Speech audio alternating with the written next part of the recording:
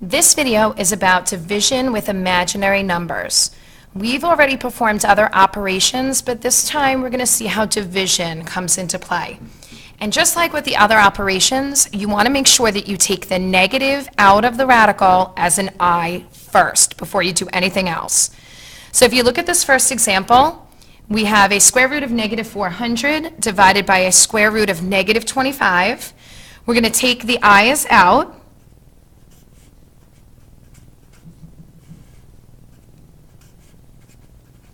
And what's nice is that the i's will actually cancel each other out.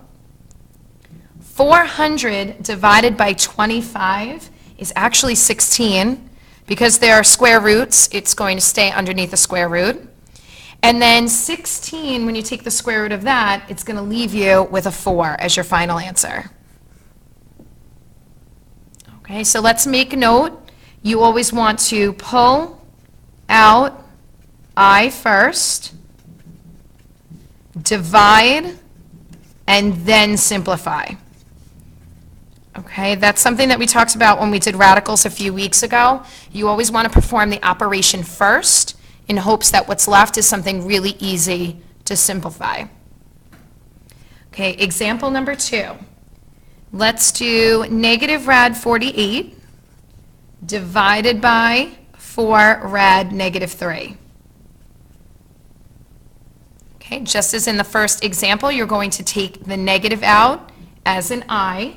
Let's make this negative as well, folks. Make that negative. So this is going to be negative I rad 48 over 4 I rad 3. Okay, the i's are going to cancel each other out. These are both radicals, so we can divide them. 3 goes into 48, leaving 16 behind. So we have a negative rad 16 over just a positive 4, folks. That's the only thing that's left. We know that rad 16 is 4, and negative 4 divided by 4 is negative 1. And that's your final answer for the second example. Okay, our last example with this type of division is negative 4 rad negative 20 over 12 rad negative 180. Just as in the previous two examples, take out your I first.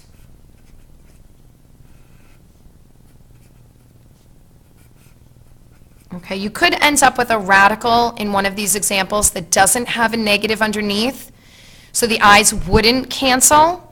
So you're going to have to pay very close attention, but all of these examples that we're doing right now in this lesson have negatives underneath. And yes, the i's cancel, and you might think, oh, the negatives cancel also. I'm just going to deal with it that way. But I want you to always take the I out. I want us to be consistent. So the i's here cancel. 4 goes into 4 once, but it goes into 12 3 times. 20 goes into 20 once, but it goes into 189 times. And keep in mind that that's a radical divided by a radical, so it's going to stay a radical.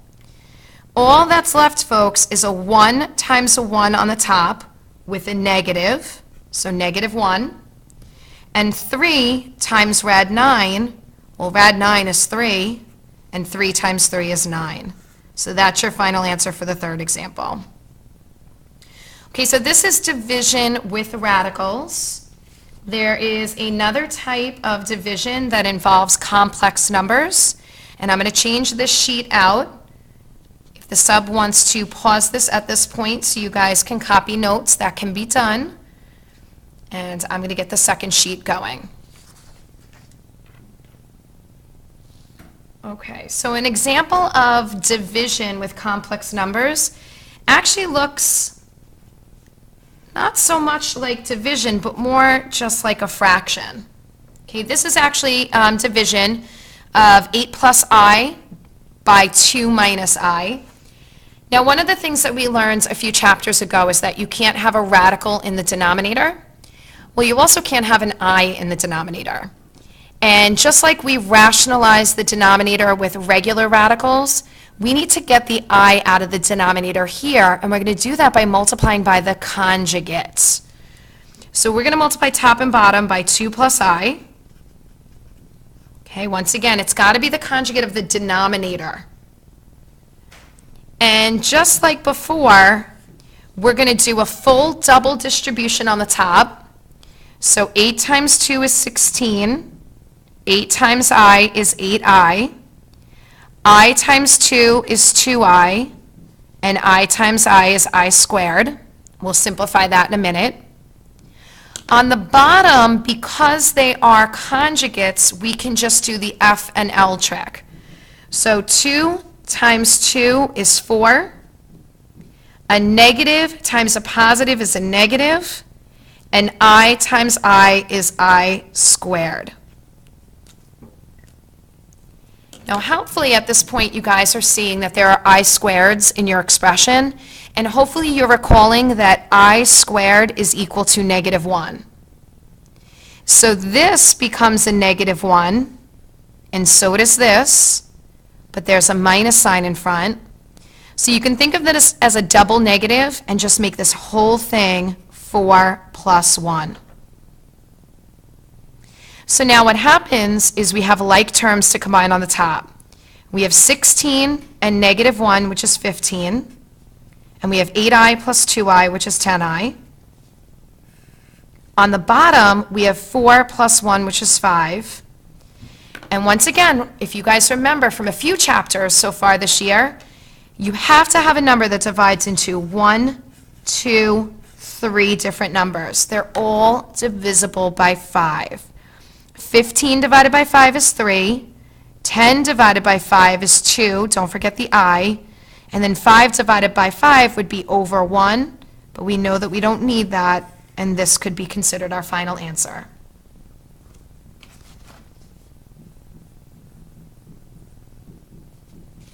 Okay, let's do another one of those. Let's do the division of 5 minus 3I by 1 minus I. Okay, I'm going to try to go through this as slowly as I can so you can copy down the notes and maybe even give yourself a chance to think about it on your own. But we're going to multiply by the conjugate of the denominator. We need to do a full double distribution on the top here, folks. So 5 times 1 is 5. 5 times I is 5I.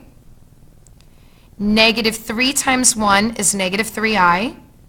And negative 3I times I is negative 3I squared. On the bottom, just do F and L because they're conjugates. 1 times 1 is 1. A negative times a positive is a negative. I times I is I squared. And this is what you have at this point. But once again, we're seeing a lot of I squareds. And we have to remember that I squared equals negative 1. So this is negative 1 times negative 3. Change that whole expression to a plus 3. This is negative 1 times negative. So this is going to be a positive 1. So now let's combine like terms. 5 plus 3 is 8. 5 minus 3 is 2. And then on the bottom, 1 plus 1 is 2. All of these are divisible by the same number. They're all divisible by 2. So you end up with 4 plus 1I all over 1, or just 4 plus I. Okay, let me give you some time to copy that down just in case you need it. Now, so far, everything that we've done, folks, has worked out really nicely. So putting your answer in A plus BI form just happened naturally. Let's see what happens with an example that looks like this. Okay, once again, it's division. So we want to multiply by the conjugate of the denominator.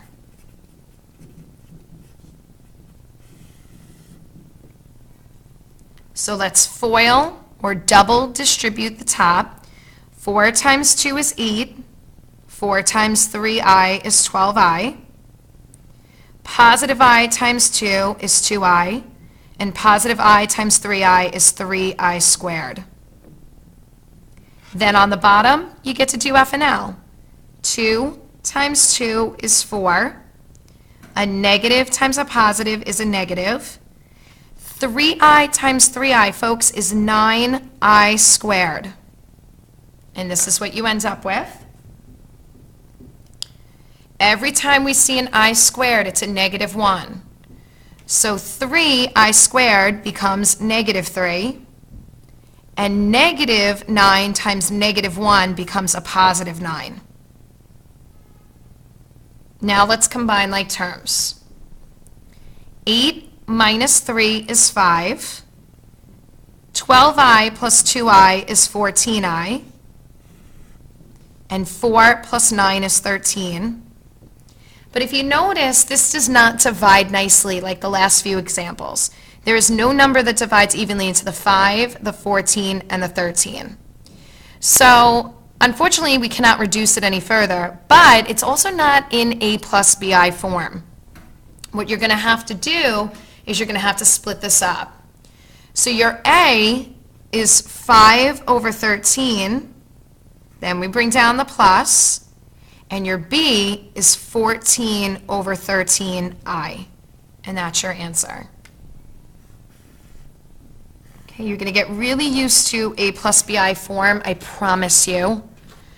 But you have to be aware of it, and you have to know if that's what the problem is asking for.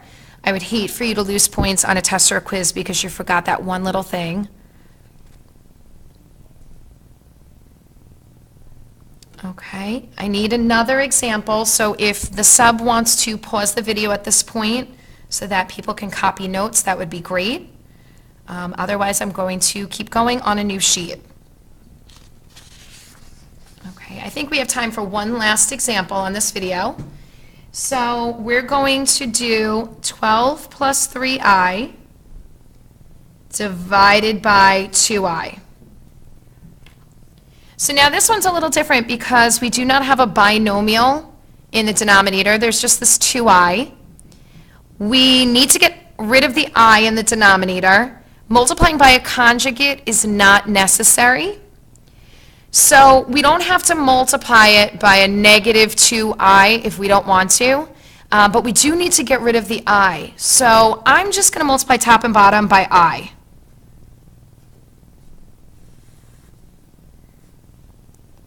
So we have to make sure that we distribute, so just be careful. It's I times 12, which is 12i. There should be an equal sign there. And then I times 3i is 3i squared. Then on the bottom, you have 2i times I, which is 2i squared. Very different looking from the last few examples, but easier, if you ask me. Every time you see an I squared, it's a negative 1. So positive 3 times negative 1 is going to be negative 3. Positive 2 times negative 1 is going to be negative 2. Let me just rewrite this for you.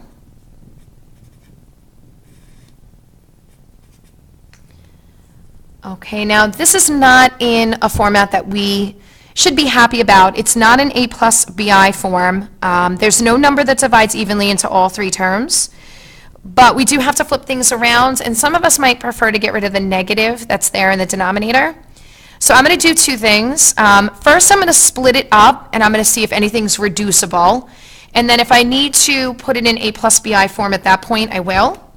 So we have 12i divided by negative 2. Now we have this double negative, folks. It's going to cancel out. And that's going to be our second fraction. This is your A term, so let's put it up front. You don't have to change it to a decimal. In fact, I would leave it.